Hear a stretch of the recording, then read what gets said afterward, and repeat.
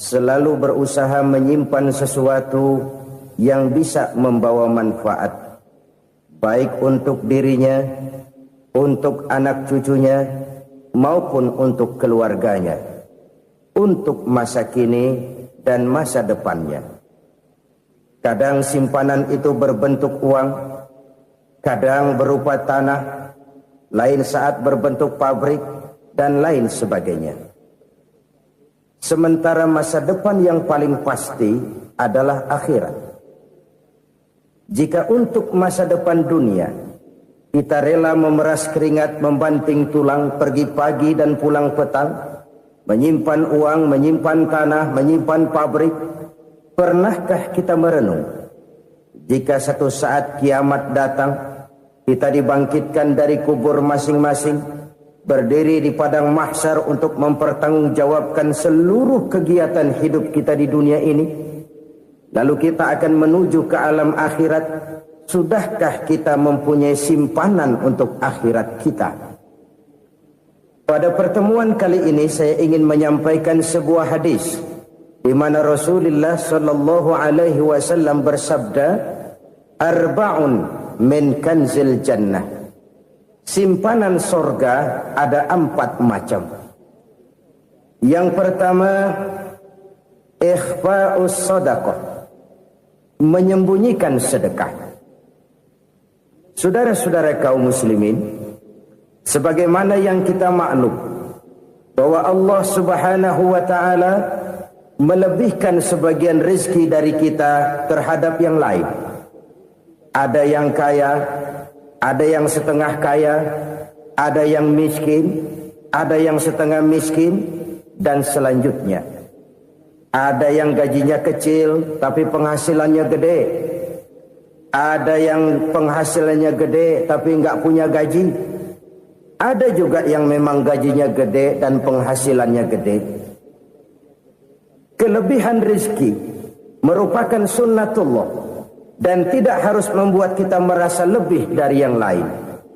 Bahkan sebaliknya, kelebihan itu harus membuat kita ringan tangan untuk menolong mereka yang memang memerlukan pertolongan.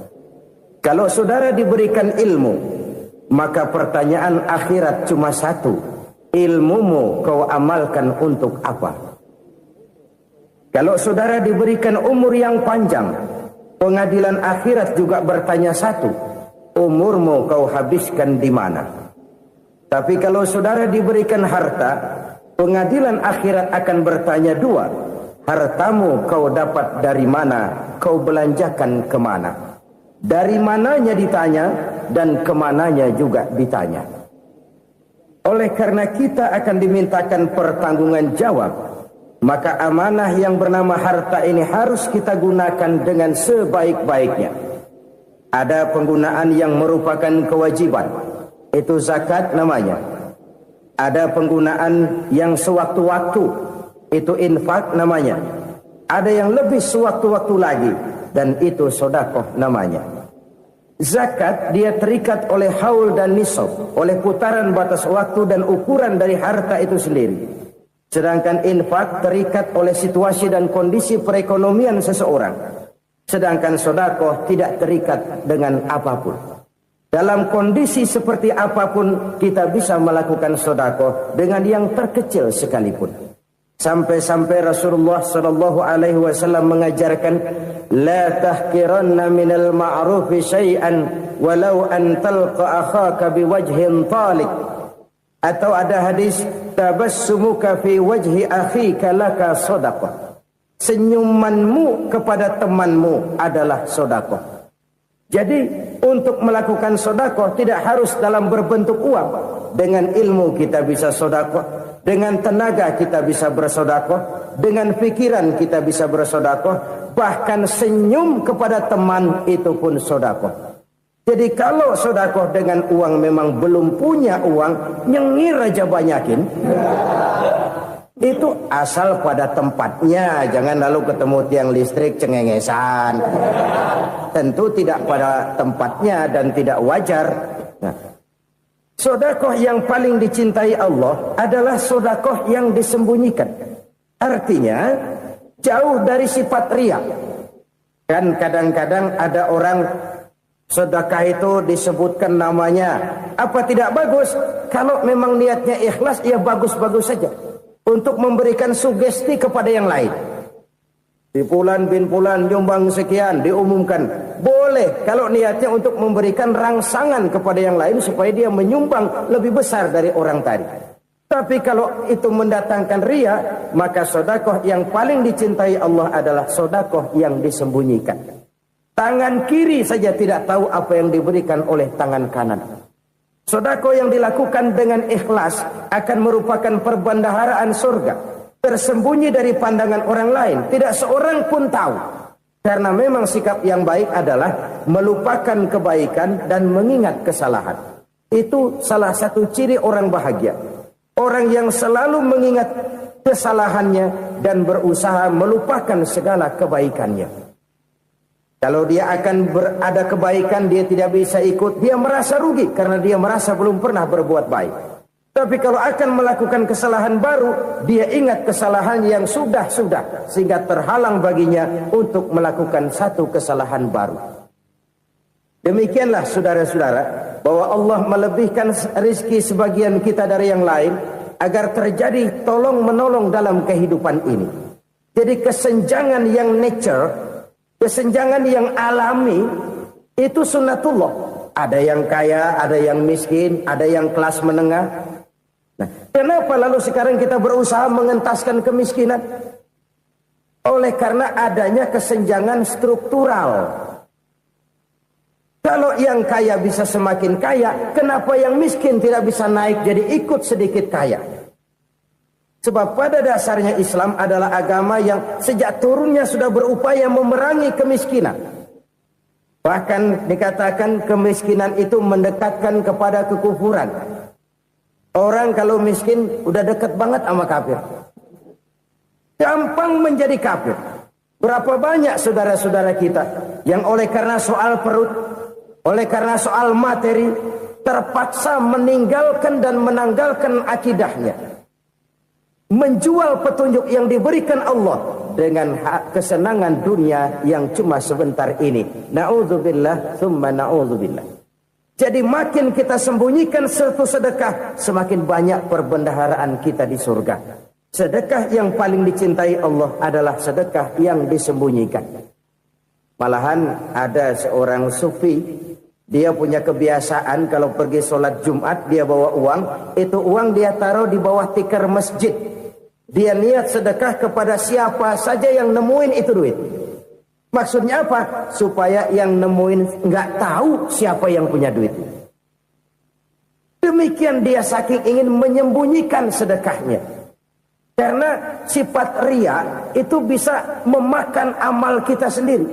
Riya itu termasuk menyebut-nyebut kebaikan kita. Orang yang suka nepuk dada, sedikit-sedikit ngitungnya kalau nggak gua.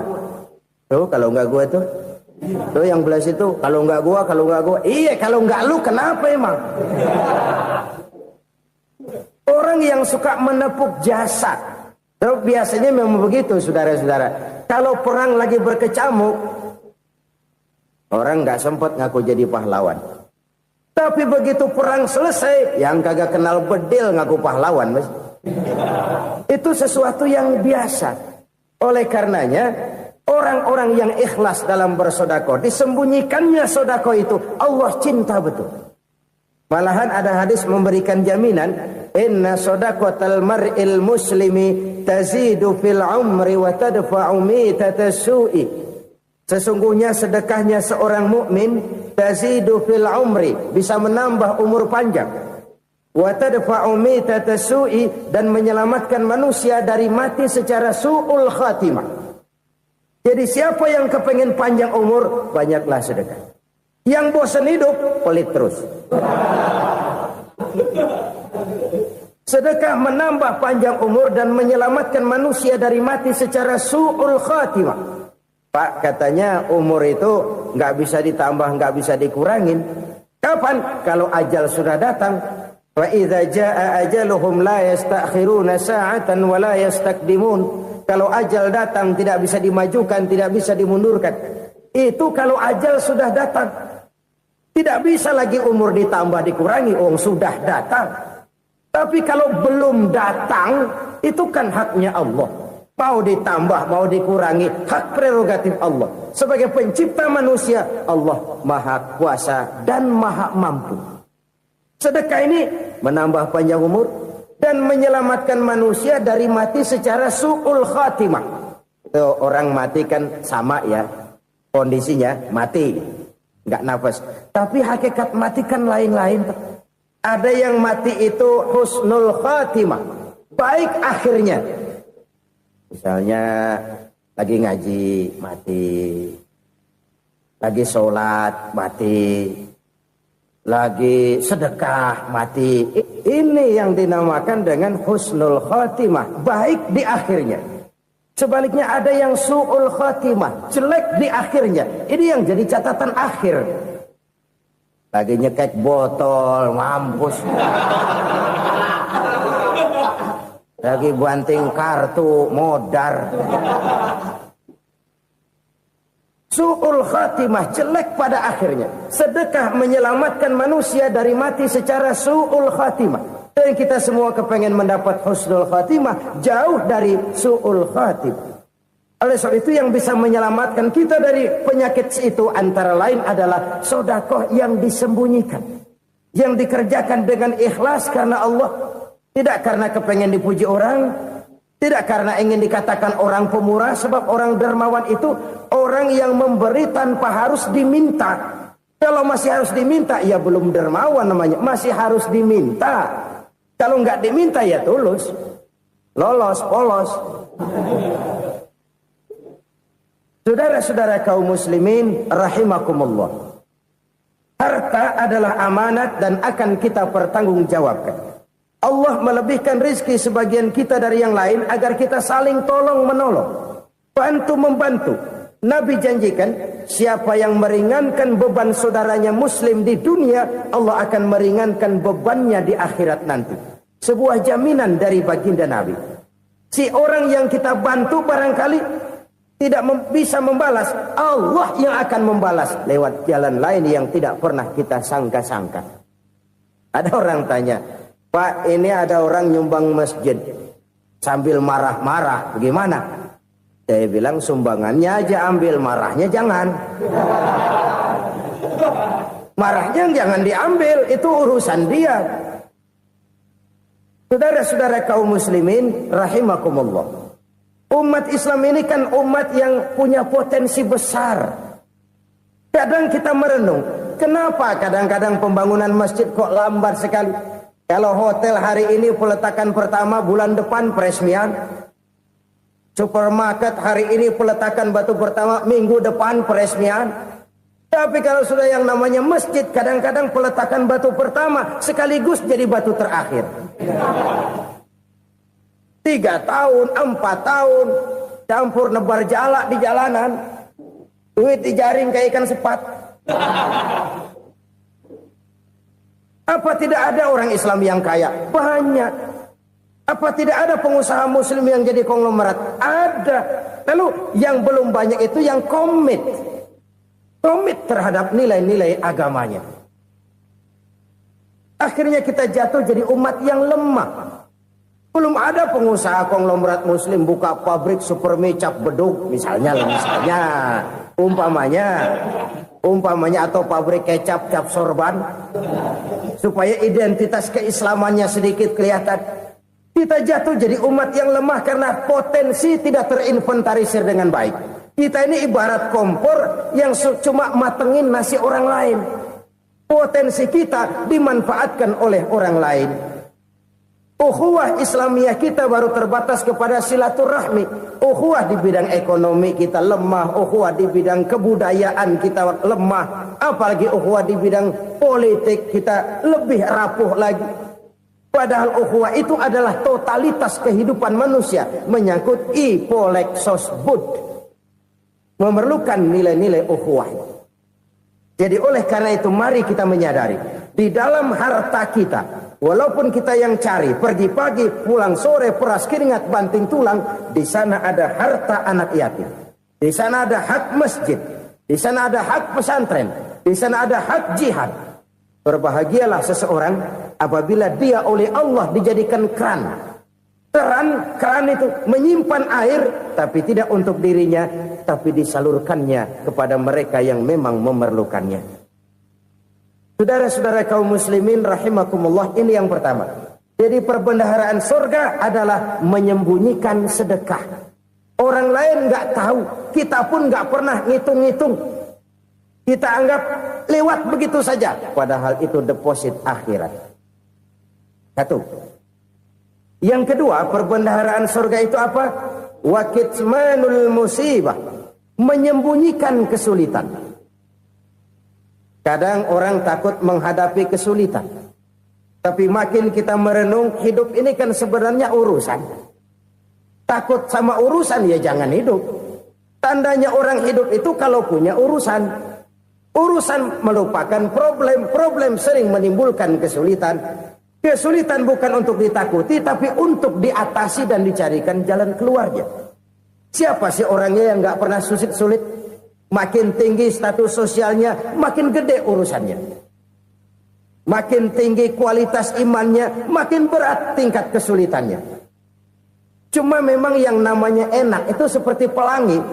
Biang lala itu nggak pernah di atas kepala kita, di atas kepala orang melulu. Lo sih enak lo, kata kita. Dia juga bilang, yang enak kan lo. Pelangi itu nggak pernah di atas kepala kita. Kata tukang beca, aduh enak ya naik Mercy. Kata tukang beca, apa yang di dalam mobil Mercy? Aduh enak bener tukang beca, di jok ngeringkuk ngorok pulas bener. Saya kamar pakai AC sejuk, tempat tidur sutra empuk, alga spring bed, kulak kulik nggak bisa pulas kalau belum minum Valium, belum tidur. Enak bener tukang beca, di jok ngorok nggak tahu wetan kulon. Si tukang beca bilang yang di Mercy enak, yang di Mercy bilang tukang beca enak. Inilah enak. Nggak pernah di atas kepala kita, di atas kepala orang lain melulu enak itu. Nah, saudara-saudara, yang merupakan perbendaharaan surga itu orang yang bisa menyembunyikan kesulitan, baik pribadi ataupun rumah tangga. Nih terutama rumah tangga yang jadi soalnya. Kadang-kadang kita ini kalau senang, sebaliknya kalau senang kita diam, kalem aja, cuek.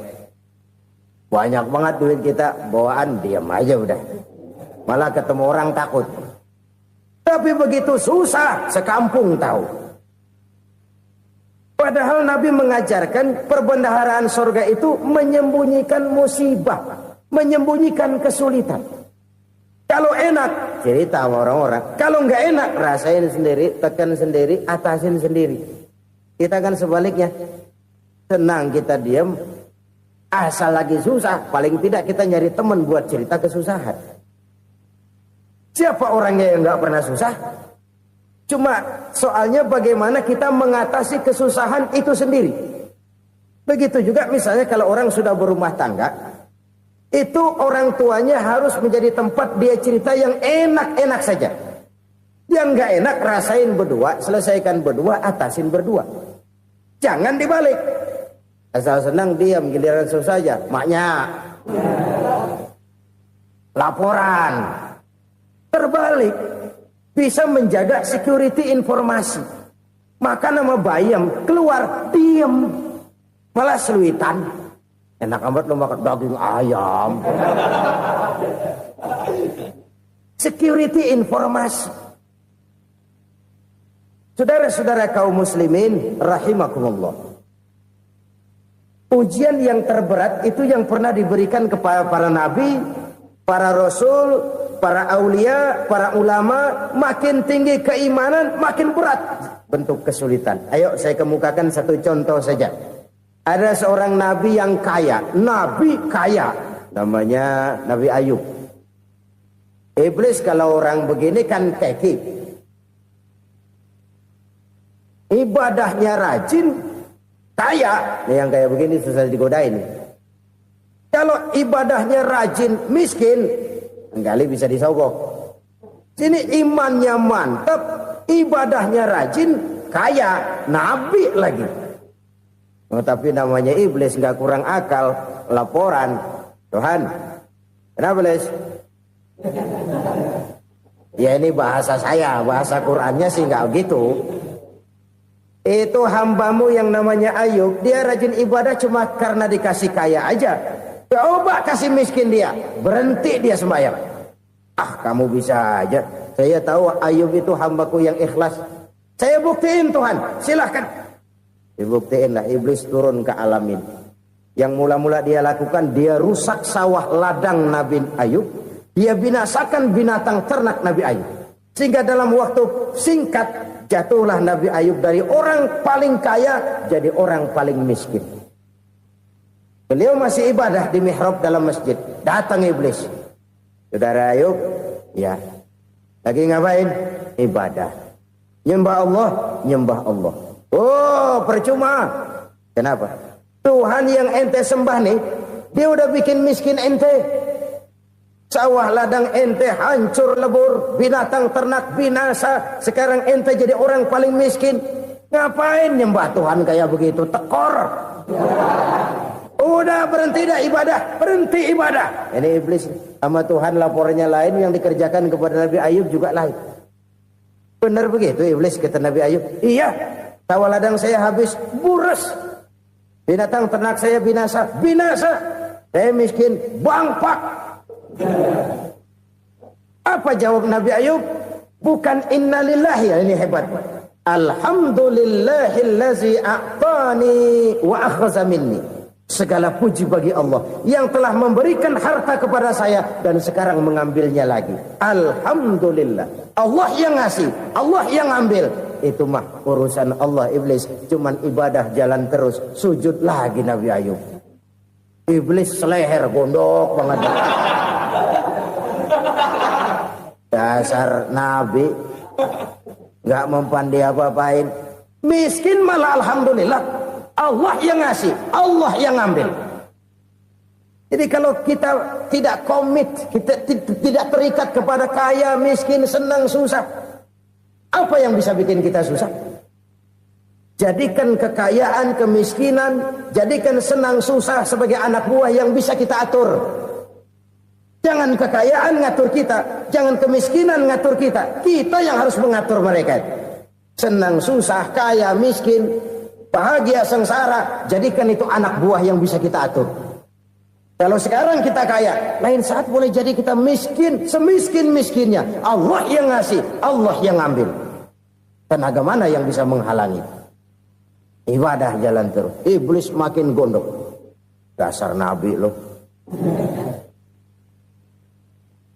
Akhirnya apa? Nabi Ayub dikerjain, diberikan penyakit. Demikian fatal penyakitnya. Bayangin, udah miskin sakit. Masya Allah. Miskin sakit. Sakitnya nggak lama, kira-kira 16 tahun. Istrinya 3, 2 mental minta ceraiin. Ngerawatin laki bengek begini. Senang belum tentu, susah udah pasti nih. Cerai aja, cerai dah. Cerai. Tinggal satu Siti Rahmah yang setia menemani beliau. Sesetia-setianya hati perempuan. Satu saat Siti Rahmah bilang, "Bang, iya, abang kan Nabi, Bang. Lalu, namanya Nabi kan doanya jarang meleset, Bang. Maksud kamu minta kenapa sih sama Tuhan biar abang sembuh baik dah, Bang?" Siti Rahmah, iya. Saya sakit berapa tahun sih dah? 16 tahun, Bang. Sebelum ini saya sehat berapa tahun? Ya kira-kira 60 tahun, Bang. Nah, coba ente banding-bandingin, Rahmah. Saya dikasih sehat 60 tahun. Dikasih sakit 16 tahun. Sudah nggak sabar. Mau doa kepada Allah minta sembuh. Saya malu. Malu kepada Allah. Diuji dengan yang luar biasa seperti ini, tidak mengganggu stabilitas kehambaannya. Dia tetap menghamba kepada Allah Subhanahu wa ta'ala. Saudara-saudara kaum muslimin rahimakumullah. Kunci menghadapi kesulitan itu apa? Allah jelaskan dalam satu ayat, wa basyiris sabirin alladzina iza asabathum musibah qalu inna lillahi wa inna ilaihi raji'un. Gembirakan orang-orang yang sabar Siapa mereka itu? Yang apabila mendapat musibah mereka kembali kepada keyakinan dasar, segalanya dari Allah dan segalanya akan kembali kepada Allah. Ini konsepsi dasar dari sikap muslim dalam menghadapi berbagai kesulitan. Segalanya dari Allah, segalanya akan kembali kepada Allah. Kalau ini sudah kondisi dasarnya, maka kita akan lapang menghadapi kenyataan bagaimanapun pahitnya. Apakah itu namanya miskin, apakah itu namanya sakit, bahkan maut sekalipun. Maut sekalipun. Segalanya dari Allah, segalanya akan kembali kepada Allah. Ini sikap hidup, bukan sekedar ucapan. Kita kadang-kadang menjadikannya sebagai ucapan. Mulutnya sehingga berhenti, innalillahi wa inna ilaihi rajiun, tapi nangisnya terus gerung-gerungan. Bukan itu, ini kesadaran moral. Kalau segalanya dari Allah, segalanya kembali kepada Allah, kan sebenarnya cuma nunggu giliran. Hari ini saya nyembayangin dia, entah hari apa saya disembayangin orang. Hari ini saya antar dia ke kubur, entah hari apa orang nganterin saya ke kubur. Hari ini saya tahlilkan dia, entah nanti kapan orang tahlilkan saya. Segalanya dari Allah, segalanya akan kembali juga kepada Allah. Oleh sebab itu saudara-saudara, kesulitan bukan untuk ditakuti. Kesulitan justru untuk diatasi, dicarikan jalan keluarnya. Dan tidak ada orang yang tidak pernah mendapat kesulitan. Tidak ada. Semakin tinggi status sosial, semakin tinggi kualitas keimanan, semakin besar juga tingkat kesulitan. Hanya saja bagaimana cara kita mengatasinya. Dan Al-Quran menyatakan, inna ma'al usri yusra. Di balik kesulitan itu pasti ada kemudahan. Roda itu berputar. Karena itu Rasulullah sallallahu alaihi wasallam mengingatkan kepada kita, ta'arraf ilallahi fir rakha ya'rifka fis syiddah. Ingatlah kepada Allah di waktu kamu senang, supaya Allah ingat kepada kamu di waktu kamu susah. Kalau waktu senang kita ingat kepada Allah, kita susah, Allah tidak akan meninggalkan kita. Tapi kalau waktu senang kita jauh dari Allah, sujud tidak sempat, dengan masjid jauh, ketika senang kita lupakan Allah. Nanti begitu kita susah, Allah lupakan kita. Dan itu menyakitkan. Oleh karena itu orang-orang tua kita dulu bilang, kalau lagi sehat ingat-ingat lu bakal sakit nanti. Kalau lagi kaya ingat-ingat satu saat kita bakal jatuh miskin. Bahkan kalau lagi muda ingat-ingat kita bakal tua. Dan yang terpenting kalau lagi hidup ingat-ingat kita bakal mati. Saudara-saudara kaum muslimin rahimakumullah. Jadi yang kedua yang merupakan perbendaharaan surga, menyembunyikan musibah. Saudara-saudara kaum muslimin rahimakumullah. Hal ketiga yang merupakan perbendaharaan surga adalah wasilatur rahmi. Orang yang suka bersilaturahmi. Sebagaimana yang kita maklum bahwa manusia adalah makhluk yang disebut zon politika. Makhluk sosial yang tidak mungkin hidup sendiri-sendiri. Betapa dan siapapun kita memerlukan orang lain. Bodoh betul manusia kalau tinggal di tengah masyarakat tapi tidak mau bermasyarakat. Merasa hebat sendiri, pintar sendiri, gagah sendiri, kaya sendiri. Mungkin kalau mati juga ngubur sendiri. Jangankan kita di sini, di sorga saja Nabi Adam waktu sendirian bengong melulu, ngondar mandir. Allah tegur dam sepi dam. Ya ini kalau bahasa saya. Iya Tuhan sepi ini nggak ada coret-coretan pisan ini. Diciptakan Siti Hawa baru anteng Nabi Adam. Itu di surga. Cobalah. Umpamanya saudara tinggal di Jakarta nih. Kayak bener. Apaan aja di Jakarta punya saudara dah. Jembatan Semanggi ambil. Monas buntel bawa pulang. Hotel-hotel ambil semua. Cuman tinggal di Jakarta sendirian, apa enaknya? Betapa dan siapapun kita perlu orang lain.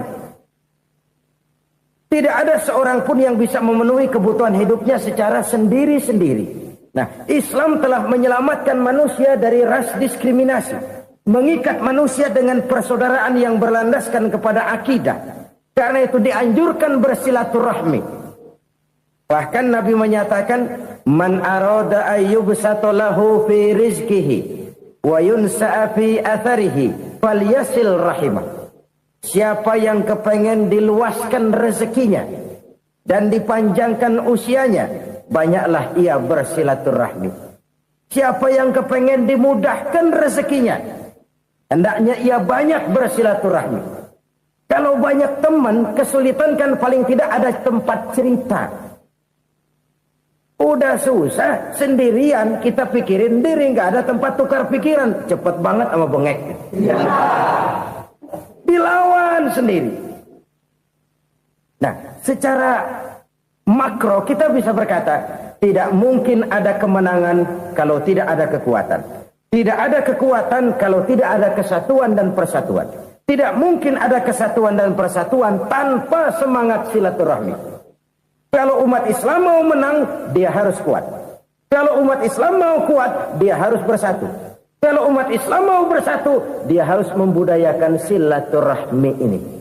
Bahkan sampai-sampai kata Nabi, kalau bisa cari nilai tambah. Apa? Silman qata'ak. Bersilaturahmilah kau kepada orang yang marah denganmu. Masya Allah, indahnya ajaran agama kita. Orang yang marah pun kepada kita, kata Nabi, kalau bisa bersilaturahmilah kepadanya. Kepada orang yang marah itu. Di situ nilai tambah. Cuman jujur nih hadis, ngucapinnya gampang, ngamalinnya yang berat banget. Orang marah sama kita, kita disuruh silaturahmi. Ada apa malu? Lu marah, ada gue marahan lagi. Gue pikirin. Saudara-saudara kaum muslimin rahimakumullah. Tapi ini yang diajarkan, bahkan ini yang dicontohkan oleh baginda Rasul. Bagaimana begitu mudah, misalnya satu saat Abu Jahal ini ngatur strategi bagaimana bikin Muhammad celaka. Dia gali lubang di depan tempat tidurnya. Dia tutupin daun korma. Terus dia panggil seseorang, ke sini. Kasih tahu Muhammad, pamannya sakit keras, minta ditengokin. Berangkat orang ini ke sana. Muhammad, labbaik. Pamanmu sakit keras, dia minta ditengokin. Baik, saya akan datang menjenguk beliau. Berangkatlah Nabi ke rumah Abu Jahal tanpa prasangka apapun. Abu Jahal udah pasang setil, selimut 3 rangkap setengah dipakai, persis kayak orang meriang. Tapi sembari ngintip dari balik selimut, begitu Muhammad buka pintu, nah masuk perangkap nih. Muhammad jalan menuju tempat pembaringan. Makin lama makin dekat, makin lama makin dekat, makin dekat ke lubang yang dipasang oleh Abu Jahal itu. Dalam hati Abu Jahal, terus dah jatuh, mampus dah lo ini. Mampus lo hari ini nih. Apa yang terjadi? Malaikat Jibril datang. Muhammad, pamanmu cuma pura-pura sakit. Di depan tempat tidurnya ada lubang perangkap supaya kamu jatuh ke situ. Sudah, kamu pulang. Balik kanan Nabi. Sudah hampir jatuh ke lubang, balik kanan, pulang. Bayangin kecewanya Abu Jahal. Muhammad dikit lagi, Muhammad dikit lagi. Enggak paman, saya pulang aja. Emosi bangun dari tempat tidur, enggak sadar kalau lagi pura-pura sakit. Lompat ngejar Nabi, dia lupa dengan lubang yang dia gali. Serak, nyemplung sendiri ke dalam lubang.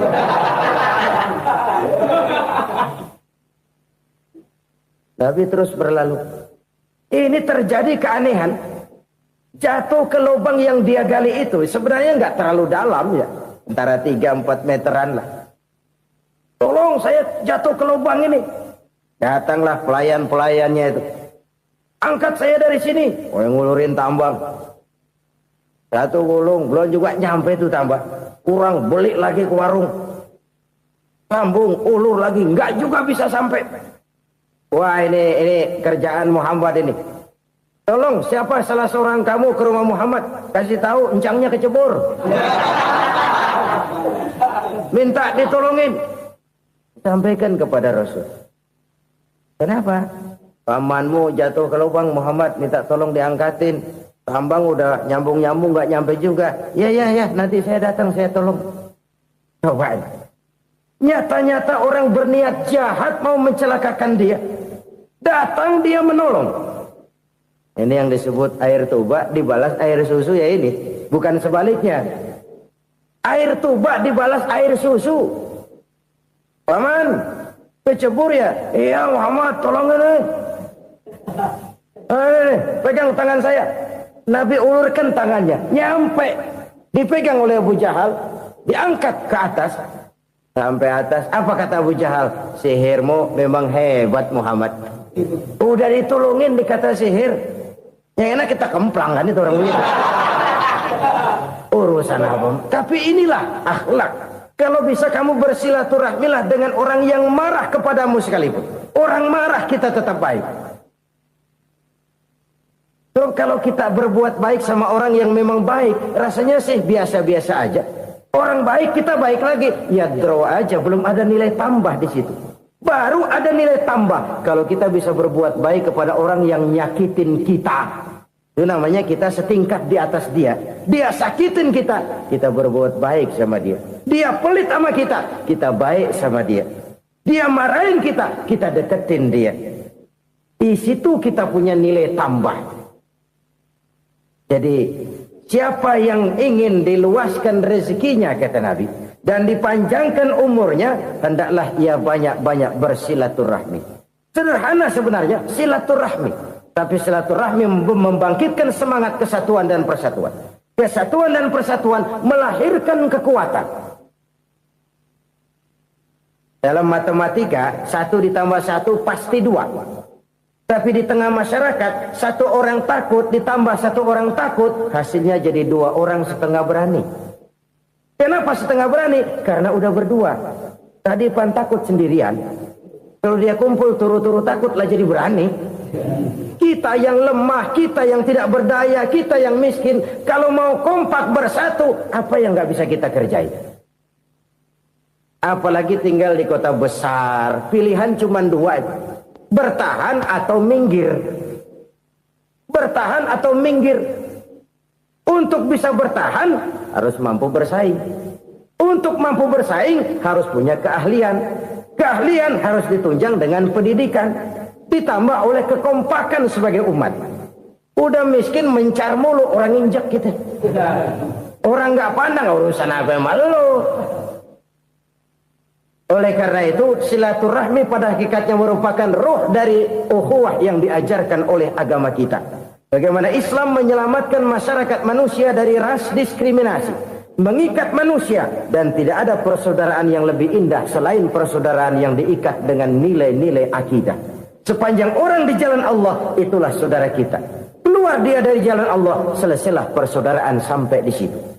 Karena itu, kalau ingin menyimpan sesuatu di surga, banyaklah bersilaturahmi. Datang ke rumah ini, datang ke rumah itu, dan lain sebagainya. Itu simpanan kita di akhirat nanti. Ini yang ketiga. Saudara-saudara, yang keempat, perbendaharaan surga itu apa? Wa qawlu la hawla wa la quwwata illa billah. Ucapan la hawla wa la quwwata illa billah. Ibadah kan ada yang berat, modalnya besar. Bangun masjid berat, modalnya besar. Bangun rumah sakit berat, modalnya besar. Ada ibadah yang berat, tapi modalnya ringan. Misalnya puasa. Puasa itu berat, mengendalikan nafsu. Kalau sekedar nggak makan nggak minum sih enteng, mengendalikan nafsu. Itu jihad terbesar. Tapi kan modalnya ringan, cuma niat saja. Ini ibadah berat, modalnya ringan. Ada ibadah yang ringan, modalnya juga enteng. Seperti termasuk ucapan la haula wa la quwwata illa billah. Tanpa sadar, la haula wa la quwwata illa billah. Nyelengin tuh di surga. Nyelengin, kita nggak terasa. Nyelengin simpenan akhirat. La haula wa la quwwata illa billah. Nyimpen lagi. Kaget, la haula wa la quwata illa billah, nyimpan lagi, banyak simpanan. Walaupun sebenarnya yang dimaksud di sini adalah kesadaran batin bahwa tidak ada daya dan kekuatan kecuali Allah. Itu intinya. Kita memulai pekerjaan disunahkan baca bismillah, kan begitu. Apa itu? Kesadaran moral. Bahwa ini saya bisa kerjakan. Saya kerjakan ini dengan menyebut nama Allah. Kenapa? Kalau Allah tidak memberikan daya dan kekuatan, mana mampu saya kerjakan ini. Maka saya kerjakan ini dengan menyebut nama Allah. Bismillah. Kesadaran moral. Manusia hanya wajib berusaha, tapi nggak pernah wajib berhasil. Banyak hal-hal yang kalau kita renungkan secara rasio nggak mungkin. Tapi jadi kenyataan. La haula wa la quwata illa billah. Tidak ada daya dan kekuatan kecuali bagi Allah semata-mata. Kesadaran moral akan kelemahan dan keterbatasan makhluk bernama manusia. Kadang kita kagum dengan otak, tapi kita sering lupa sama yang bikin otak. Padahal bagaimanapun hebatnya otak, yang bikin otak pasti lebih hebat dari otak. Nggak percaya, silahkan otak-otakan. Inilah kecenderungan. Kita kagum dengan pesawat-pesawat mutakhir, bukan main besi gede banget terbang itu. Alangkah hebatnya. Lalu apa yang bikin otak tidak lebih hebat dari itu semua? Kita puji laut. Apa yang bikin laut tidak lebih hebat dari laut itu? La haula wa la quwata illa billah. Tidak ada daya dan kekuatan kecuali Allah. Apa yang bisa kita lakukan? Kalau tidak karena daya dan kemampuan yang diberikan oleh Allah kepada kita. Lahirlah sikap tawadu, rendah hati. Tidak melonjak menjadi angkuh dan sombong. Sadar akan kelemahan dan keterbatasan diri. Sebagai makhluk yang diciptakan oleh Allah subhanahu wa ta'ala. Jadi satu sisi ini ucapan yang berpahala. La haula. Jadi wiridan. Pada sisi lain ini kesadaran moral. Sikap mental, kesadaran batin, bahwa yang punya daya dan kekuatan itu cuma Allah. Kita nggak pantas untuk sombong, sebab sombong itu pakaiannya Allah. Kita nggak sedang pakai pakaian Allah, kegedean. Dan makin kita renungi, makin terbentur. Apa sih yang bisa kita sombongin? Kita mau sombong apa? Kayak pintar, itu kan semua relatif. Di atas langit masih ada langit lagi. Jadi oleh karenanya, marilah kita menyadari. Manusia hanya wajib berusaha, tapi tidak pernah wajib berhasil. Yang berusaha saja tidak wajib berhasil, apalagi yang tidak berusaha. Islam bukan agama orang pemalas yang selesai sholat lalu endelohom, nggelenggem ayem-ayem. Tapi Islam bukan agama orang sombong yang setelah berusaha lalu tidak memerlukan Allah. Kita bisa saja bikin proyeksi, tahun sekian kita bakal panen besar menurut perhitungan otak. Tapi ada kejadian lain. Apa? Tikus ngambek. Habis itu dimakanin tikus, panen gagal. Proyeksi rasional gagal oleh tikus-tikus yang ngambek itu. Bisa saja terjadi. Tahun depan kita panen besar. Urung. Kenapa? Musim panas panjang. Dan sekarang ini koran-koran bikin berita musim mengalami penyelewengan. Bukan cuma manusia yang nyeleweng sekarang. Musim pakai nyeleweng. Mestinya kan musim hujan udah selesai. Masih hujan-hujan juga. Musim. Nah sekarang kita boleh bikin proyeksi, kita bakal panen besar. Tahu-tahu musim panas panjang, sawah retak, air kering. Cari teknokrat yang paling botak, suruh pendekin tuh musim panas. La haula wa la quwata illa billah. Inilah kesadaran moral. Saudara, saya teringat satu saat ada seorang konglomerat. Umurnya ya kira-kira 70-an. Suatu saat dia ditanya oleh wartawan, Pak, umur Bapak berapa sih? Ya paling 10 tahun. 10 tahun? 10 tahun? Anak Bapak berapa orang? Satu saja? Satu. Harta Bapak berapa?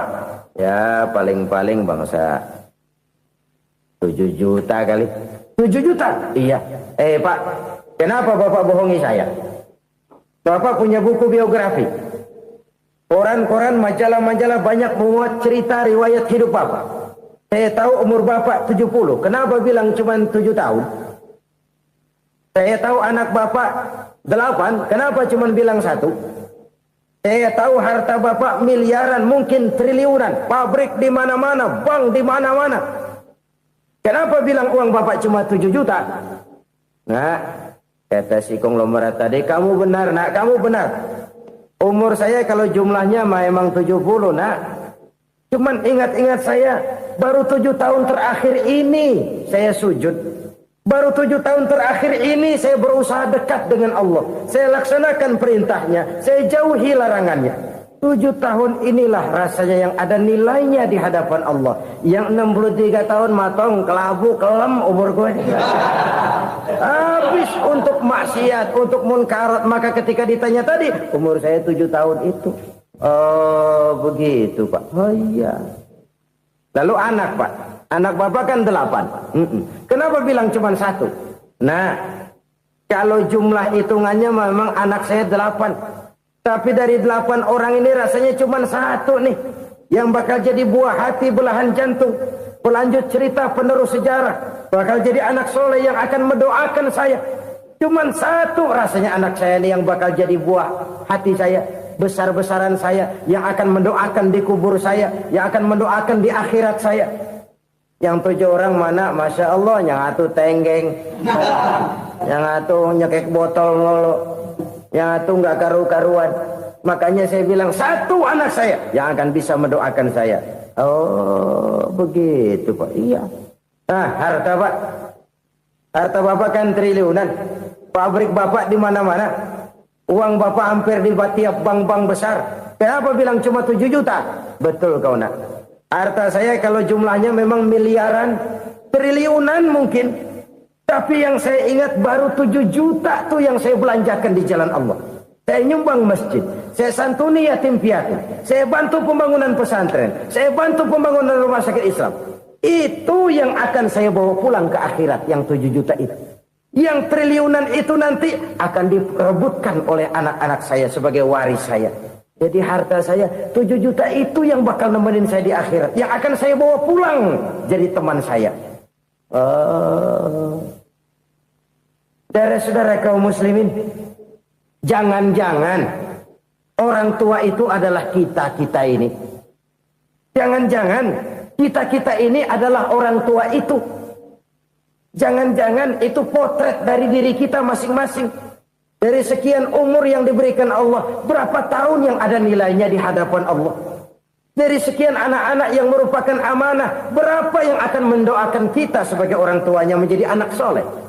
Dari sekian banyak harta yang diberikan Allah, berapa yang akan kita bawa pulang menghadapnya nanti, yang kita belanjakan di jalan Allah? Ini sebuah potret kehidupan. Karena itu kita kembali kepada la haula wa la quwwata illa billah. Kita wajib berusaha, kita wajib berikhtiar. Selebihnya, segala daya dan kekuatan hanya milik Allah saja semata-mata. Satu kesadaran batin dari setiap pribadi muslim. Setelah ia berusaha dan berikhtiar, ia menyerahkannya kepada Allah Subhanahu wa ta'ala. Jadi, satu sisi ini merupakan wiridan ucapan yang mengandung pahala. Pada sisi lain, ini merupakan sikap batin dari seorang muslim di dalam ia menghadapi realitas kehidupan ini. Saudara-saudara kaum muslimin, rahimakumullah. Kalau ini kita jadikan satu basis kehidupan, maka ini akan menyelamatkan manusia dari kemungkinan tergelincir menjadi orang yang lupa diri dan lupa darat. Sebab itu Imamul Ghazali berpesan, jadidis safinah fa innal bahra amiq wa khuziz zad fa inna safara ba'id wa khaffifil hamla fa innal hamla sadid. Perbarui selalu kapalmu karena lautan sangat dalam. Bawa bekal yang banyak karena perjalanan ini sangat jauh. Ringankan beban karena kebanyakan beban akan menyakitkan. Alangkah indah kalimat ini, alangkah dalam makna yang terkandung di sana. Perbarui selalu kapalmu karena lautan sangat dalam. Apa artinya ini? Jaga mentalmu baik-baik. Pelihara imanmu baik-baik karena hidup penuh cobaan seperti lautan. Kita kalau berlayar di lautan kan kadang-kadang tenang, angin bertiup sepoi-sepoi basah. Jika malam datang bintang gemintang bertabur menghias cakrawala. Rembulan memantulkan sinarnya dengan indah. Dalam keadaan begitu berlayar enak. Tapi lain saat ombak menggunung, halilintar menyambar, angin topan bertiup.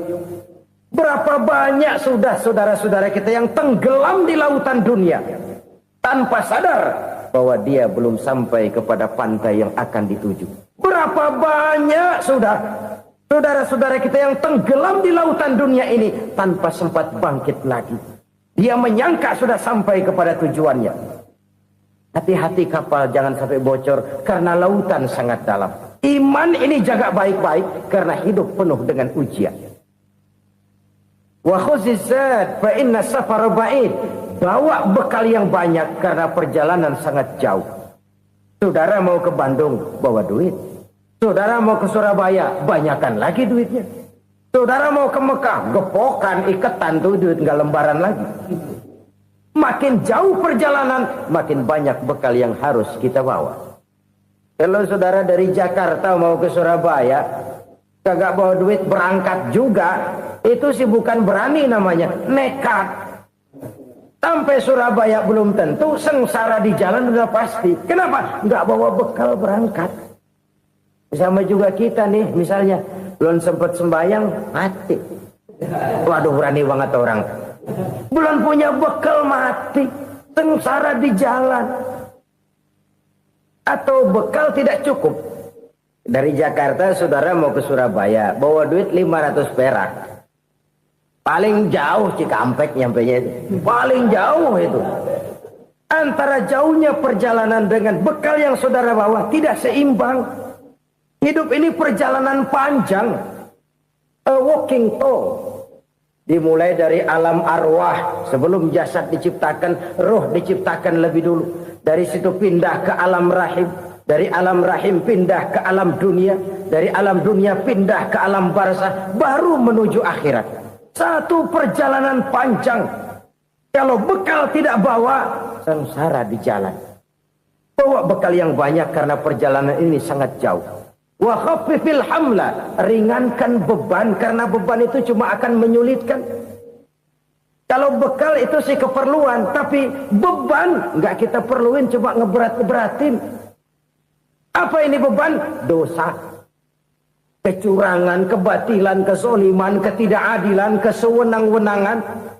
Itu akan jadi beban kita di akhirat. Alangkah celakanya, perjalanan panjang, bekal tidak bawa, beban kelewat banyak, alamat sengsara di jalan. Pahala tidak ada, dosa berlipat ganda. Na'udzubillah, summa na'udzubillah. Kalau kita rangkum nasihat Al-Ghazali dengan kisah si konglomerat tadi, kita akan mengambil kesimpulan. Pertama, bekal terbaik dalam menghadapi gejolak kehidupan ini tidak lain adalah iman. Yang kedua, pahala dan dosa.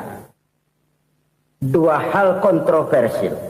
Pahala adalah bekal, dosa adalah beban.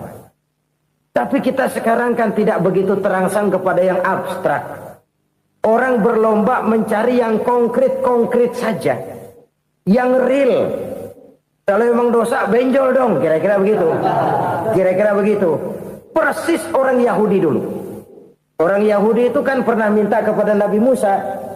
Ya Musa, lan nu'mina laka hatta narallaha jahrah. Musa, kami nggak bakal mau beriman kepada Allah kalau belum kami lihat Allah ada nongkrong di depan kami. Kalau memang Tuhan ada, taruh dong di depan kami. Mau yang konkret-konkret saja. Kalau memang dosa, benjol dong. Kalau memang pahala, berasa dong. Orang terangsang kepada yang real, yang konkret-konkret saja. Karena itu, untuk mengejar dosa, orang mau bayar. Tapi untuk mengejar pahala, walaupun tidak bayar, orang segan. Ini yang dikatakan oleh Nabi, kamu mengharapkan ke surga, tapi kamu berat melaksanakan sesuatu yang bisa membawa kamu ke surga. Kamu ingin jauh dari neraka, tapi tiap saat kamu lakukan perbuatan-perbuatan yang justru menjerumuskan kamu ke neraka. Idda'aitum an-najata minan nar wa ramaitum fiha anfusakum. Kamu ingin selamat dari neraka, tapi kamu lemparkan diri kamu ke neraka. Kamu ingin masuk surga, tapi berat sekali kamu melakukan perbuatan-perbuatan yang bisa menyampaikan kamu di surga. Saudara-saudara kaum muslimin rahimakumullah. Jadi hal keempat yang merupakan perbendaharaan surga adalah la haula wa la quwwata illa billah. Satu sisi ini merupakan ucapan yang memperberat timbangan akhirat. Pada sisi lain ini merupakan sikap hidup seorang muslim. Kesadaran batin yang sangat dalam bahwa tidak ada daya dan kekuatan kecuali Allah. Dan itu kita simbolkan pada saat memulai pekerjaan dengan bismillah, dengan menyebut nama Allah. Satu kesadaran moral, saya hanya bisa melakukan ini karena diberikan daya dan kekuatan oleh Allah. Lahirlah sikap tawadu, rendah hati, tidak melonjak menjadi angkuh dan sombong. Saudara-saudara, sampai sini dulu jumpa kita kali ini. Semoga 4 perbendaharaan surga ini dapat kita lakukan, yang kelak akan merupakan bekal kita di kemudian hari nanti.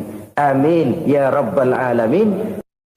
Bapak-bapak, ibu-ibu, saudara-saudara kaum muslimin rahimakumullah. Di dalam kehidupan kita sebagai seorang muslim, minimal 5 kali dalam sehari semalam kita mendengar seruan untuk mendirikan solat yang disebut azan. Ada kalimat menarik di dalam kalimat azan itu, yakni seruan hayya 'alal falah, marilah menuju kepada keberuntungan, marilah meraih kemenangan. Seruan ini adalah kecenderungan dari setiap manusia, apapun warna kulitnya. Artinya, setiap orang dalam hidup selalu ingin meraih dan mencari kemenangan. Kemenangan akan melahirkan kepuasan batin, dan kepuasan batin memberikan kebahagiaan. Sedangkan kekalahan melahirkan penderitaan batin, dan penderitaan batin menjerumuskan seseorang di dalam berbagai bentuk kerugian. Jikalau inilah seruan azan, maka masalahnya ialah apa yang menyebabkan kita meraih kemenangan. Al-Quranul Karim memberikan tuntunan dan ajaran kepada kita bahwa orang-orang yang memperoleh kemenangan itu tidak lain adalah orang-orang yang bertakwa. Hanyalah mereka yang bertakwa kepada Allah Subhanahu wa ta'ala pada akhirnya akan tampil sebagai pemenang. Lalu siapa orang yang bertakwa itu? Dijelaskan dalam awal-awal Al-Baqarah, orang yang bertakwa yang akan meraih kemenangan. Pertama, allazina yu'minuna bil ghaib, yaitu orang-orang yang beriman kepada yang gaib. Percaya bahwa ada alam yang gaib, alam yang abstrak, alam yang tidak bisa dijangkau oleh salah satu daripada panca indera kita. Mereka percaya dan beriman kepada adanya malaikat, beriman kepada adanya iblis dan jin, beriman kepada adanya alam kubur, beriman kepada adanya alam mahsyar, beriman kepada adanya alam akhirat, beriman kepada adanya surga dan neraka. Beriman bukan cuma sekedar beriman dalam ucapan bibir saja, tetapi beriman yang nilai iman itu mampu mewarnai gerak dan gaya hidupnya. Iman yang meresap sampai ke tulang sumsum, kemudian memberikan dampak positif di dalam kehidupan manusia. Alam, kita tahu, adalah sesuatu yang selain Allah, dan Allah bukanlah alam. Apapun namanya selain daripada Allah, itu adalah alam. Alam pada hakikatnya terbagi menjadi 2. Ada alam syahadah, alam nyata, alam konkret, alam yang bisa dijangkau oleh salah satu indera kita. Kemudian ada alam ghaib, alam yang tidak bisa dijangkau oleh panca indera kita, alam metafisika, alam abstrak, alam yang wajib kita imani keberadaannya. Kita percaya bahwa malaikat itu ada, Kita percaya kepada jin, bahwa jin itu ada. Kita percaya kepada adanya iblis dan setan. Bukan percaya kepada iblis dan setannya, percaya bahwa iblis dan setan itu ada. Itu termasuk salah satu daripada sifat orang yang bertakwa kepada Allah. Saudara-saudara kaum muslimin rahimakumullah, kecenderungan pembangunan yang lebih bersifat materialistis biasanya menggeser aspek kehidupan rohani. Orang berpikir empiri, dan dalam pola pikir yang demikian maka alam gaib tidak lagi mendapat perhatian. Aspek kehidupan yang bersifat rohaniah malah mulai ditinggalkan. Akibatnya terjadilah kepincangan di dalam kehidupan kita. Pernah ada satu pengalaman pribadi dalam perjalanan kembali ke tanah air. Dalam pesawat di sebelah kanan saya duduklah seorang Jerman namanya Heiner Simonsen. Iseng saya ajak kenalan, saya ajak ngobrol, saya tanya dia. Saya bilang, Mas Heiner ini, kalau pesawat yang kita tumpangi ini jatuh ke bawah, kira-kira apa yang bakal terjadi, Mas? Dia bilang, kita semua akan mati. Begitu? Iya. Oke. Apa itu mati? Tanya saya. Dia bilang, untuk tahu apa itu mati, kita harus tahu lebih dahulu apa itu hidup. Saya pikir nih bule bisa ngomong juga. Baiklah kata saya. Apa hidup menurut Anda itu? Oh, hidup itu dia bilang, kalau seluruh anggota badan kita bekerja secara normal, paru-paru memompa darah secara normal, jantung berdetak secara normal, sel-sel tubuh bekerja secara fit, dan organisme tubuh hanya mau bekerja secara normal, dia bilang, kalau kita memberi makan yang cukup, menu yang teratur, dan gizi yang lengkap. Saya bilang, kesimpulannya apa, Ner? Dia jawab, hidup adalah dari tangan ke mulut. Life is from the hand to the mouth, kata dia. Hidup adalah dari tangan ke mulut. Jadi masalah hidup tidak lebih daripada masalah isi perut. Orang pergi pagi, pulang sore, peras keringat, banting tulang, perut yang dibelain. Saya bilang, you are wrong. Sampean salah, Ner. Kamu orang Islam bukan? Bukan. Pantas. Kenapa saya salah? Dia bilang, ya jelas salah. Salahnya di mana? Kamu ini manusia. Kalau hidup cuma dari tangan ke mulut, saya bilang, kambing di kampung saya juga begitu pikirannya, Ner. Itu kambing di kampung saya, asal perutnya kenyang, sudah hidup dia. Perkara besok bagaimana, lusa prospeknya macam mana, bulan depan ada apa, kambing nggak pernah mikir. Di kampung saya kambing juga pikirannya begitu. Kamu Kristen ya? Tadinya. Loh kok tadinya, lalu apa sekarang kamu ini? Dia bilang, sekarang saya netral. Saya tidak beragama, tapi saya percaya kepada Tuhan sebagai pencipta alam. Saya ingat benar dia bilang, I haven't any religious, but I believe to God as the creator of the world. Kenapa bisa netral begitu, Ner? Habis saya bingung katanya. Islam bilang Islam baik, Kristen bilang Kristen baik, Hindu Buddha bilang Hindu Buddha baik, semua agama baik. Saya netral sekalian, nggak beragama.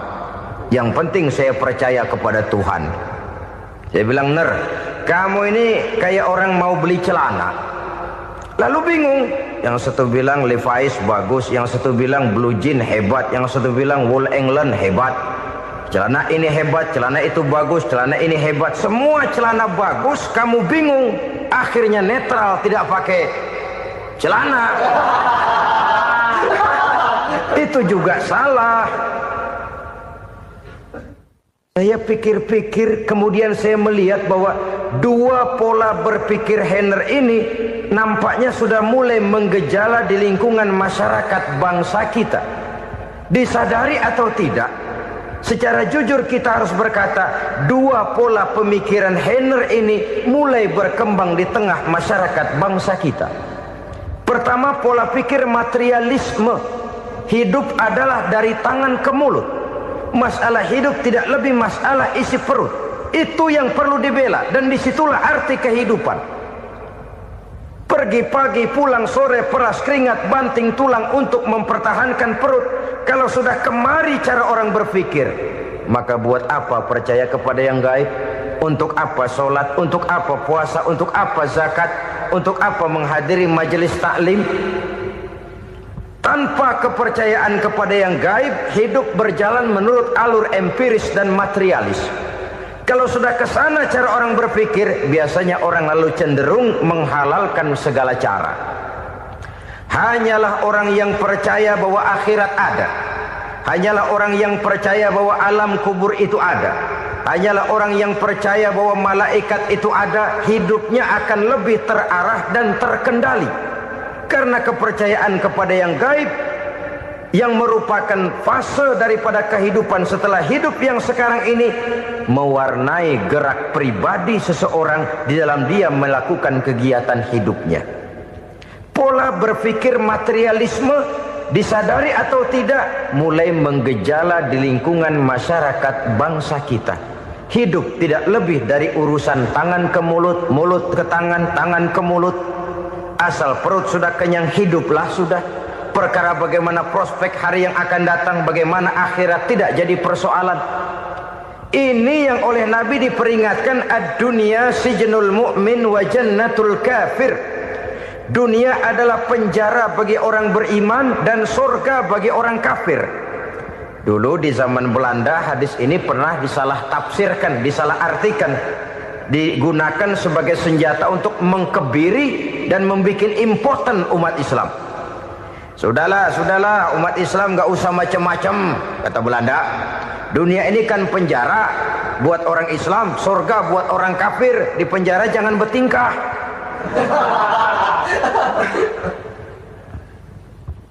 Pengertiannya tidak begitu. Dunia adalah penjara bagi orang mukmin. Artinya dalam kehidupan dunia seorang mukmin tidak bebas memperturutkan hawa nafsunya. Di penjara hawa nafsunya itu. Sebaliknya, surga bagi orang-orang kafir. Buat orang kafir, surgalah dunia ini. Mereka bebas memperturutkan hawa nafsunya. Dilarang tidak terlarang, dicegah pun tidak tercegah. Mereka hidup menurut alur bisikan nafsu mereka sendiri. Kemudian bila ajal datang, maut merenggut nyawa, selesailah surganya sampai di situ. Maka bagi orang-orang yang tidak percaya kepada adanya akhirat, kepada adanya alam gaib, surganya sebatas umurnya. Sekali lagi, surganya sebatas umurnya. Bila umur selesai, ajal pun datang merenggut nyawa, selesailah sudah surganya sampai di situ. Alangkah pendeknya perjalanan orang-orang yang tidak percaya kepada alam gaib ini. Bagi kita mukmin, jikalau kita mampu memenjarakan hawa nafsu, kita bisa bahagia di dunia ini. Dan Islam memang tidak menyuruh kita sengsara di dunia. Raih dunia, kejar dunia, gapai dunia sebagai alat untuk mencapai kebahagiaan di akhirat nanti. Hidup adalah satu perjalanan panjang yang terbentang sejak kita terlahir dari alam rahim sampai kepada alam akhirat nanti. Andai kata kita gagal meraih kebahagiaan di dunia, toh kita masih punya akhirat. Tapi jangan jadi dalil yang melemahkan semangat. Biarin dah kita di dunia kebelangsak, yang penting akhirat. Akhirnya dunia benar-benar kebelangsak. Bagaimana dunia ini bisa kita raih, dan bagaimana meraih dunia untuk menunjang kepentingan akhirat nanti. Yang kedua, dari pikiran Heiner yang saya lihat menggejala di lingkungan masyarakat bangsa kita, timbulnya manusia-manusia netral. Seolah-olah Tuhan yes, agama no. Sama Tuhan percaya, agama ogah. Tuhan ngangguk, giliran agama godeng. Padahal hampir dalam setiap ayat dalam Quran, kata-kata amanu biasanya bergandeng dengan wa amilus shalihat. iman dan amal soleh. Ini sebagai isyarat Tuhan dan agama jangan pernah dipisah-pisah. Apabila kita bertuhan, maka kita harus beragama. Apabila kita beragama, maka agama itu harus bersumberkan dari Tuhan yang kita imani itu. Tidak mungkin kita pisah, Tuhan yes, agama no. Sama Tuhan percaya tapi agama bikin sendiri. Sembayangnya cukup bengong 2 jam madep ngulon.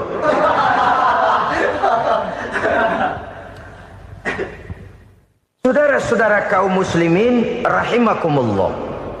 Jadi dengan demikian, agama yang kita akui merupakan unsur mutlak di dalam pembangunan sekarang ini, merupakan bagian dari kehidupan yang menuntun kita bahwa di balik alam nyata ini, di balik alam syahadah ini ada alam gaib.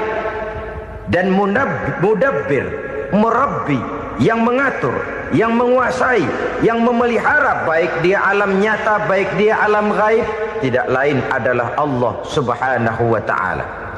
Di sana ada satu super power, satu maha kekuatan yang kita perlu bersandar kepadanya. Sebagai makhluk nyata yang hidup di alam nyata, berbuatlah secara nyata sebagaimana harusnya kita berbuat. Karena Islam jelas bukan agamanya orang pemalas. Islam jelas bukan agamanya orang yang mengajarkan setelah selesai sholat boleh duduk, nggelenggem ayam-ayam, ndelohom, menghitung bintang di langit sambil menunggu keajaiban. Tidak. Islam adalah agama yang mengajarkan apabila sholat sudah selesai kamu kerjakan, bertebaranlah di permukaan bumi, cari karunia Tuhanmu. Jangan hidup berpangku tangan menunggu keajaiban. Karena hidup bukan undian. Jangan berharap untung besar tanpa mau peras keringat. Tapi di sebalik itu toh kita juga harus yakin bahwa di sisi usaha nyata yang kita lakukan ada satu super power, satu maha kekuatan gaib yang menentukan berhasil dan tidaknya usaha kita. Kepercayaan kepada hal semacam inilah yang mendorong kita untuk mempunyai sandaran vertikal, agar jikalau usaha ini berhasil kita tidak lupa diri dan lupa daratan. Jikalau usaha ini gagal kita tidak putus asa dan buruk sangka, tidak cupik pandangan dan sempit hati, tapi mampu melihat persoalan dengan kacamata putih sambil husnuzon kepada Allah Subhanahu wa ta'ala. Kita percaya malaikat itu ada. Ada yang namanya raqib dan atid, mengawasi gerak hidup kita sampai kepada gerak hati kita. Ini memberikan sugesti agar kita berhati-hati. Tidak sejengkal tanah pun kita bisa berlindung dari pengawasan raqib dan atid. Ada munkar nakir yang akan menyoal kita di alam kubur. Ada malaikat Malik, penjaga neraka. Ada malaikat Ridwan yang menjaga surga. Kita percaya kepada adanya jin. Kita percaya kepada adanya setan, iblis. Percaya kepada adanya, bukan mempercayai si setan, si iblis lalu menjadikannya sebagai teman. Tidak. Percaya bahwa mereka itu ada dan merupakan makhluk Allah yang gaib yang diciptakan Allah Azza wa Jalla. Kepercayaan kepada alam gaib memberikan motivasi terhadap gerak lahir manusia, sehingga dengan motivasi kepercayaan kepada yang gaib, gerak lahir jadi lebih terarah, jadi lebih terpelihara. Pernah seseorang bertanya, "Pak, apakah adanya akhirat bisa dibuktikan secara ilmiah?" Saya bilang tidak bisa, tidak bisa. Kenapa? Karena yang berangkat nggak pernah pulang kemari lagi. Kalau dia pulang kemari bisa kita tanya bagaimana enak di sono. Cuma secara moral saya katakan, lebih beruntung orang yang percaya kepada akhirat daripada yang tidak. Sekarang saudara percaya akhirat ada, lalu saudara baik-baik di dunia, sholat, puasa, zakat, menolong orang lain, menebarkan kebajikan. Saudara mati, andai kata akhirat tidak ada, toh dalam hidup saudara sudah berbuat baik. Paling tidak nama saudara akan dikenang sebagai orang baik. Sebaliknya, saudara percaya, kata saya, bahwa akhirat tidak ada, lalu hidup semau-maunya, tenggelam dalam maksiat dan munkarat, menentang Allah, tidak mau ruku dan sujud, lalu saudara mati, kemudian akhirat ada, ayo mau apa? Bekal tidak punya. Jadi secara moral lebih beruntung orang yang percaya kepada adanya akhirat daripada yang tidak percaya. Dan itu alam gaib yang tidak bisa dibuktikan secara eksat. Jangankan untuk membuktikan seperti itu, dalam kehidupan sehari-hari saja yang kita rasakan tidak selalu berbentuk toh. Angin, bagaimana sih bentuknya angin? Kita tidak tahu. Merah, buktinya kalau dikerok merah. Yang merah itu kulit, yang kulit kita bukan anginnya. Sakit, rasa sakit itu ada, tapi bagaimana bentuk sakit? Kita nggak pernah tahu. Kalau kita makan cabai pedas, bagaimana bentuk pedas itu tidak ada, tapi rasa ada. Bentuk pedas hijau, cabainya bukan pedasnya. Tidak semua yang kita rasakan bisa kita gambarkan dalam bentuk yang konkret. Oleh karena itu, sekali lagi bahwa kepercayaan kepada alam yang gaib mampu memberikan satu sugesti yang menata kehidupan seseorang lebih lurus, lebih terarah, dan lebih terkendali.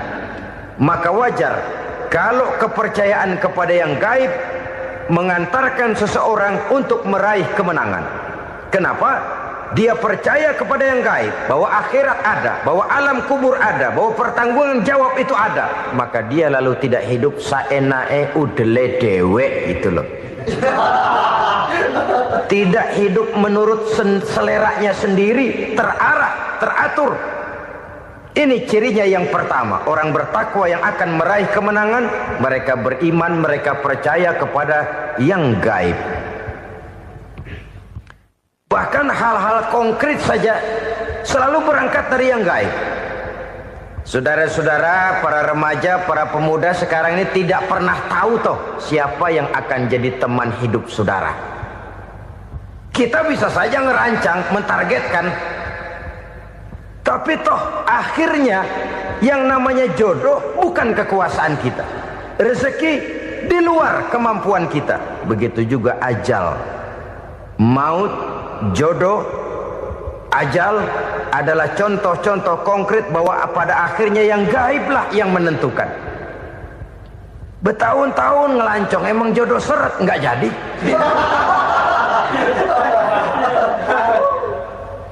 Begitu kenal baru setengah malam nginep ditangkap hansip kan.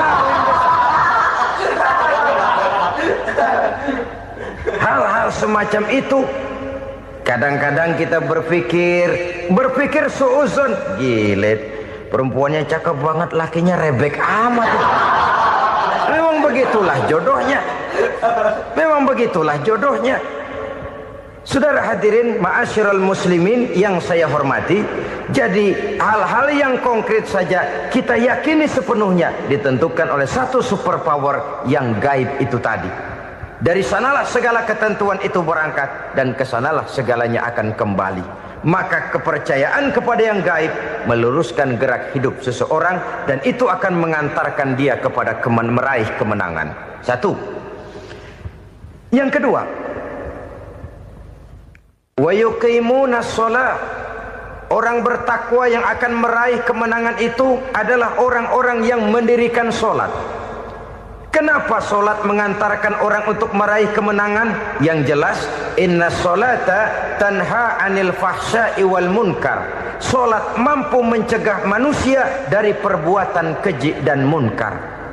Banyak filsafat hidup yang terkandung di dalam sholat ini.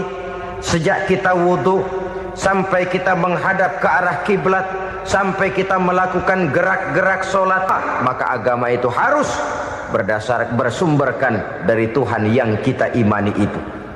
Tidak mungkin kita pisah Tuhan yes, agama no. Sama Tuhan percaya tapi agama bikin sendiri. Sembayangnya cukup bengong 2 jam madep ngulon.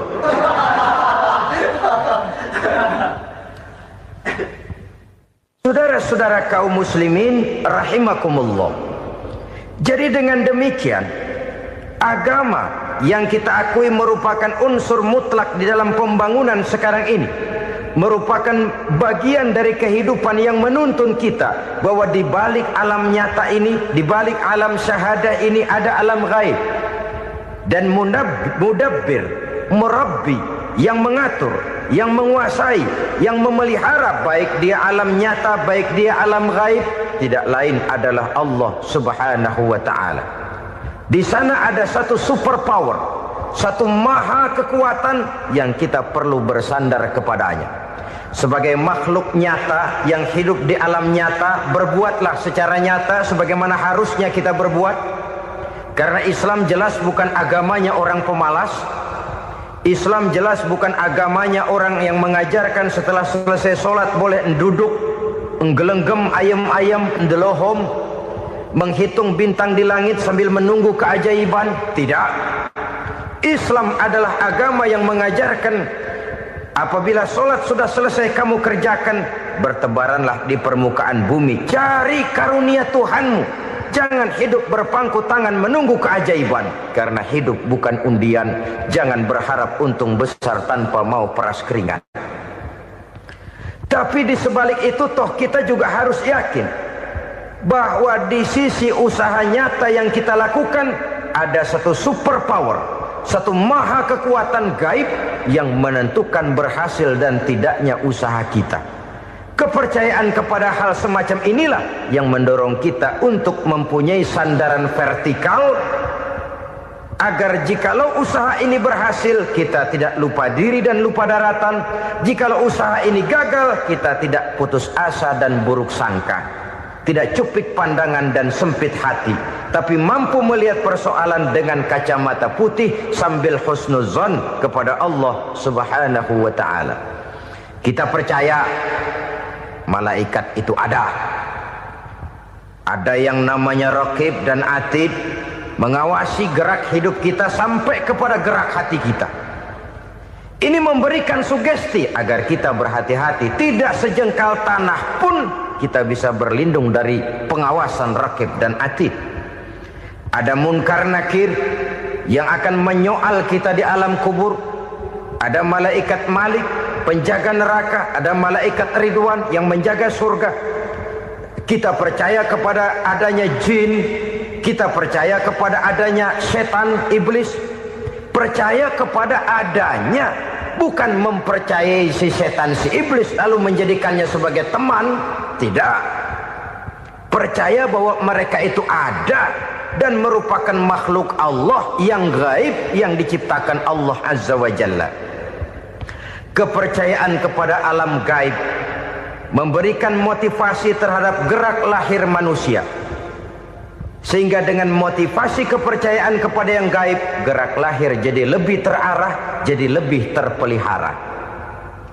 Pernah seseorang bertanya, "Pak, apakah adanya akhirat bisa dibuktikan secara ilmiah?" Saya bilang tidak bisa, tidak bisa. Kenapa? Karena yang berangkat nggak pernah pulang kembali lagi.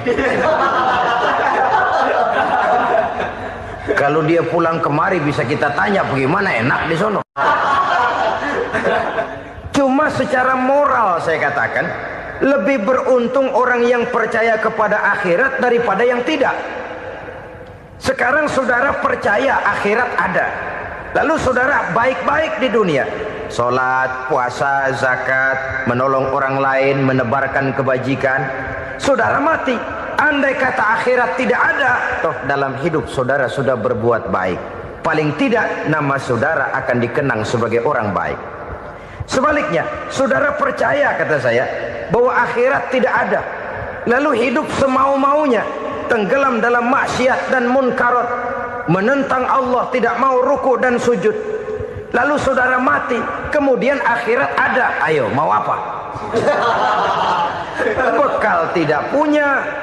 Jadi secara moral lebih beruntung orang yang percaya kepada adanya akhirat daripada yang tidak percaya. Dan itu alam gaib yang tidak bisa dibuktikan secara eksat. Jangankan untuk membuktikan seperti itu, dalam kehidupan sehari-hari saja yang kita rasakan tidak selalu berbentuk toh. Angin, bagaimana sih bentuknya angin? Kita tidak tahu. Merah. Buktinya kalau dikerok merah.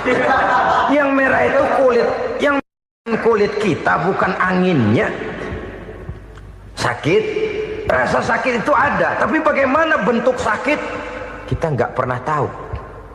Kalau kita makan cabai pedas, bagaimana bentuk pedas itu tidak ada, tapi rasa ada. Bentuk pedas hijau, cabenya bukan pedasnya.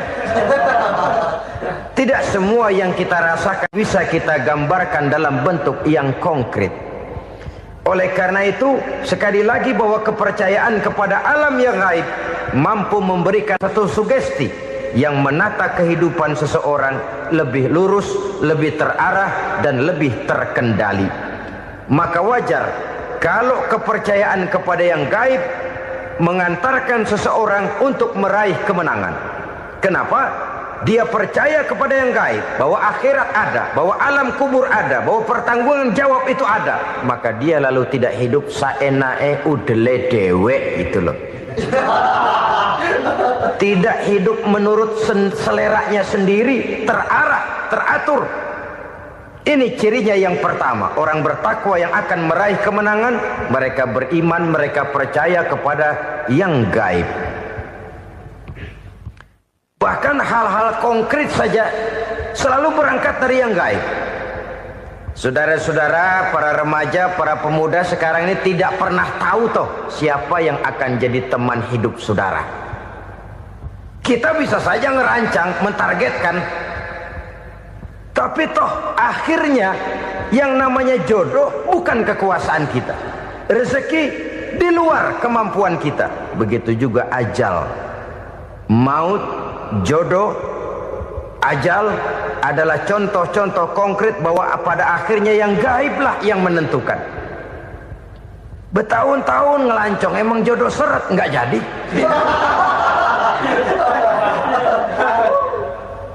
Begitu kenal baru setengah malam nginep ditangkap hansip kan. Hal-hal semacam itu kadang-kadang kita berpikir suuzon, gile, perempuannya cakep banget, lakinya rebek amat. Memang begitulah jodohnya. Memang begitulah jodohnya. Saudara hadirin ma'asyiral muslimin yang saya hormati, jadi hal-hal yang konkret saja kita yakini sepenuhnya ditentukan oleh satu superpower yang gaib itu tadi. Dari sanalah segala ketentuan itu berangkat dan kesanalah segalanya akan kembali. Maka kepercayaan kepada yang gaib meluruskan gerak hidup seseorang dan itu akan mengantarkan dia kepada meraih kemenangan. Satu. Yang kedua, wa yuqimuna shalah. Orang bertakwa yang akan meraih kemenangan itu adalah orang-orang yang mendirikan sholat. Kenapa sholat mengantarkan orang untuk meraih kemenangan? Yang jelas, inna sholata tanha anil fahsya'i wal munkar. Sholat mampu mencegah manusia dari perbuatan keji dan munkar. Banyak filsafat hidup yang terkandung di dalam sholat ini. Sejak kita wudhu sampai kita menghadap ke arah kiblat, sampai kita melakukan gerak-gerak sholat, bacaan-bacaan yang ada di dalam sholat, lalu sampai kepada mengucapkan salam. Banyak filsafat hidup yang terkandung di dalam sholat. Umpamanya saja, setelah takbiratul ihram mulai kita dengan sholat dalam posisi berdiri, diajarkan dalam kitab-kitab fikih agar kita melihat ke arah tempat sujud. Ini kan filsafat kehidupan.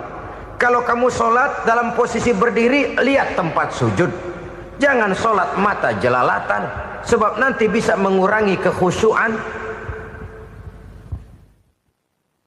Jadi wajar kalau yang dikatakan bahwa yang paling afdol adalah shaf yang di depan. Kenapa? Secara harfiah pengertiannya akan lebih mengundang kekhusyuan. Kenapa? Kalau kita di shaf paling depan di masjid umpamanya paling banter kita lihat tembok. Tapi kalau kita shaf di tengah atau di belakang, orang-orang di depan kita pun akan kelihatan. Yang bajunya loreng, yang bajunya genggang, yang bajunya macam-macam. Kita lihat, kadang-kadang kita pikirin, ada yang bajunya bolong. Kita sholat tapi dalam hati, nih orang bajunya robek yang nggak tahu apa. Ada saja hal-hal yang mengusik kekhusyuan kita.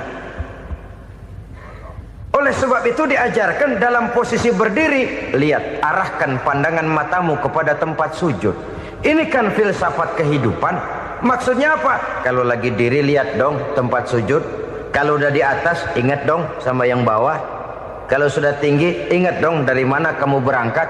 Kalau sudah berkuasa, bantu dong yang lemah. Kalau sudah kaya, santuni dong yang miskin. Kalau sudah alim, bimbing dong yang awam. Ini filsafat kehidupan. Dalam posisi berdiri, kau lihat tempat sujud. Ini akan melahirkan kepekaan sosial, di mana seseorang mau tahu kepada orang lainnya. Bagaimanapun kaya kita, tinggi pangkat dan jabatan kita, jikalau hidup hanya untuk kepentingan perut sendiri saja, rasanya belum membawa manfaat di dalam kehidupan kita. Tapi efek yang tertinggi sesungguhnya, solat mencegah manusia dari perbuatan keji dan munkar. Perbuatan keji dan munkar, walaupun kelihatannya mendatangkan uang, membawa keuntungan, tapi itu keuntungan semu, keuntungan sementara. Dengan menipu orang lain kita bisa dapat untung, tapi tidak membawa berkah. Dan itu adalah kerugian besar dalam kehidupan kita.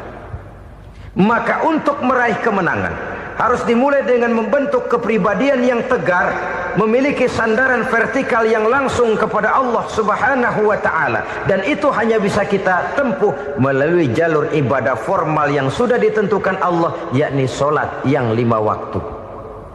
Untuk memperkuat itu, ada solat-solat sunnah, rawatib, nawafil, sebagai terminal-terminal kontrol cadangan untuk memelihara stabilitas temperatur batin di dalam kita berhubungan dengan zat yang maha gaib, yaitu Allah Subhanahu wa ta'ala. Orang sering bertanya, Pak, itu tetangga saya nggak sholat, duitnya nggak habis-habis, Pak. Nggak sholat tapi mobilnya tambah terus. Nggak sholat tapi usahanya makin maju. Tapi di sisi lain ada orang yang rajin sholat, rezekinya butak bener. Anaknya mana kurus, mana korengan. Saudara hadirin ma'asyiral muslimin rahimakumullah. Harus saya katakan bahwa solat memang bukan untuk cari duit. Solat adalah sandaran vertikal kita kepada Allah. Sedangkan soal rezeki itu berkaitan dengan sifat Allah maha pengasih dan maha penyayang. Allah maha pengasih, siapapun dikasih kalau mau usaha. Allah maha penyayang, tidak semua orang disayang oleh Allah Azza wa Jalla. Dan belum tentu banyak harta itu merupakan nikmat. Mungkin juga istidraj. Artinya istidraj itu dikasih tapi diambulin, kalau bahasa Betawinya itu. Dikasih tapi diambulin, itu bukan merupakan nikmat sesungguhnya, lebih merupakan azab dari Allah Subhanahu wa ta'ala.